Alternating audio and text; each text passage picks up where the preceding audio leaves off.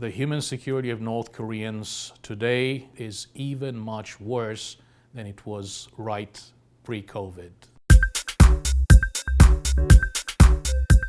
Most areas of the North Korean economy have come to a halt because of COVID-related restrictions. Now, there is one area, the military-industrial complex, that cannot afford to come to a halt. They test missiles first and foremost because in order to develop missiles, you must test them, because those in charge must report to the supreme leader that the program is making progress. There may be a political rationale as well, but the fundamental reason why they test is in order to continue to develop their missile program. And based on the recent launches, it seems that they have been making progress, most regrettably.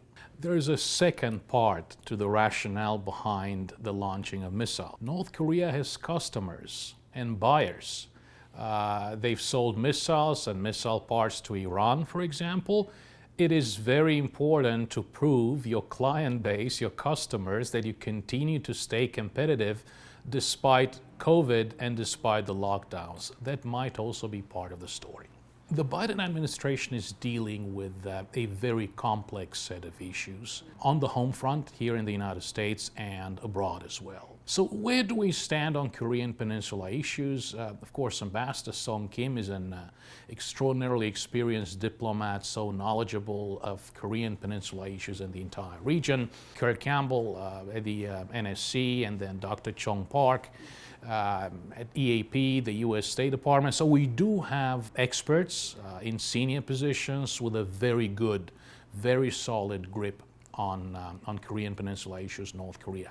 We don't have a North Korean human rights policy. We don't even have an ambassador to South Korea yet. I'm sure that is because the administration is looking for the perfect candidate for the position, but it's been a while, and perhaps it's time. We haven't had a special envoy for North Korean human rights 5 years. Ambassador Robert King did a terrific job as special envoy on multiple fronts. First, within the State Department and within the U.S. government. He played a very important role. So for that reason, we really need a special envoy who also acts as a counterpart to the South Korean government as well. Basically, what has been happening is that at the initial stages, the DPRK authorities dealt with this as a public health crisis, because this is not the Korane Hengun. If you're running out of food, you can distribute resources accordingly, ensuring that you protect the population groups that are critical to preserving the regime. COVID is different.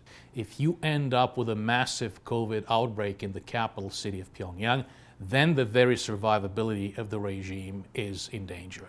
Our greatest fear has been ICU capacity and the capacity to deal with massive spikes in COVID. So for that reason, number one, the Kim Jong-un regime panicked. Number two, they came to the realization that this was the perfect pretext to crack down on areas that endanger the regime's grip on power.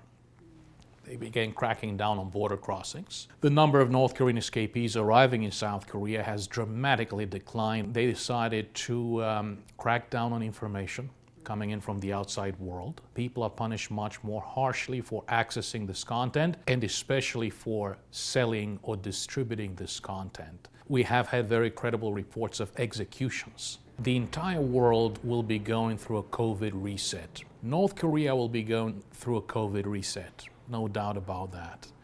North Koreans do need humanitarian assistance, and I believe that it will be provided. This will be an opportunity to apply a human rights upfront approach to North Korea. These are real persons, real human beings, men, women, children, senior citizens who are suffering today and are in a lot of trouble. We're talking almost 25 million people. That's a lot of people that we care about and hope to make a difference for them.